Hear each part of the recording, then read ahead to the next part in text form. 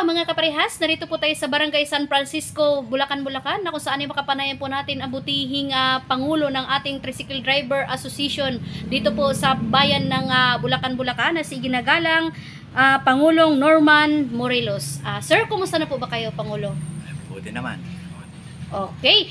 Sa ngayon po ba, Pangulo, kumusta po ba ang ating mga regarding sa ating mga member ng ating For the Tricycle Driver Association sa bayan ng Bulacan, Bulacan? Sa ngayon naman, maayos. Kakaisa mga toda sa aming bayan, Bulacan.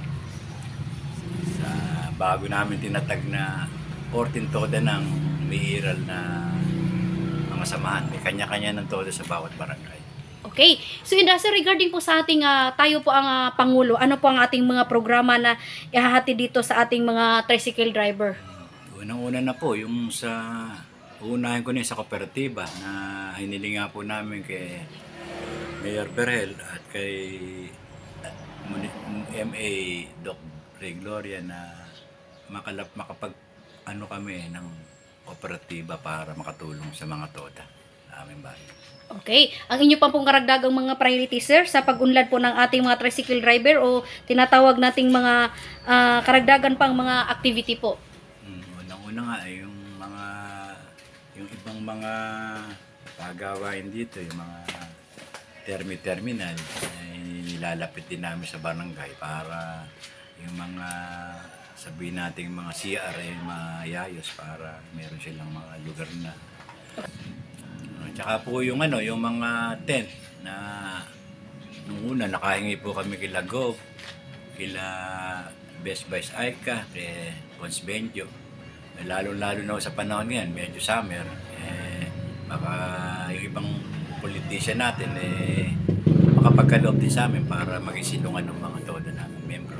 Tsaka isa rin po yung kahilingan namin na magkaroon ng uniform ang bawat mga membro ng bawat sektor ng toda sa aming bayan para magandang tingnan at malinis at mga pasahero magagandahan sa mga toda na namamasada sa amin.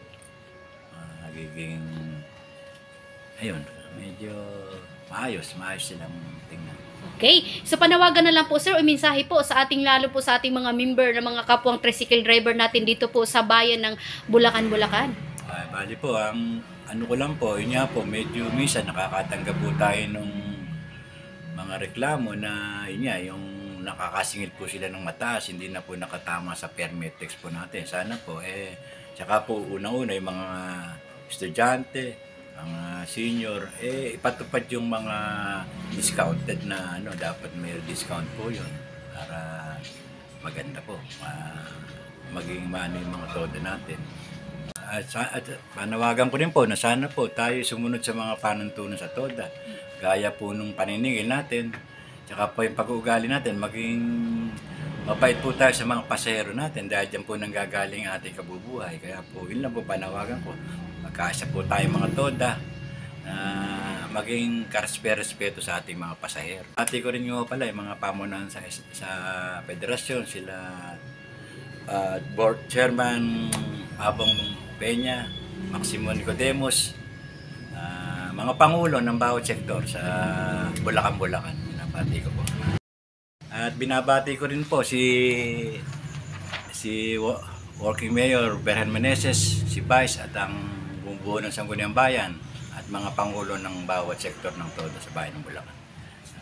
Okay, yan po ang mensahe ng ating butihing lingkod, ang ating Pangulo o Presidente ng ating Tricycle Driver Association dito po sa bayan ng Bulacan, Bulacan. Ang ayon nga po sa kanya ni Pangulo ay respeto at pagkaunawaan ang dapat kailangan natin gawin daw po sa ating mga tricycle bilang ating tricycle driver para po kumbaga respetuhin din tayo ng ating mamamayan. Magandang araw po mga kaparihas. Nakapanayan po natin ngayon ang butihing Pangulo ng ating Tricycle Driver Association dito po sa bayan ng Bulacan, Bulacan, si Pangulong Norman Morelos. Magandang araw po mga kaparihas. Likas po ng Parehas News. Ingat-ingat po kayo, sir, and your family. God bless us all.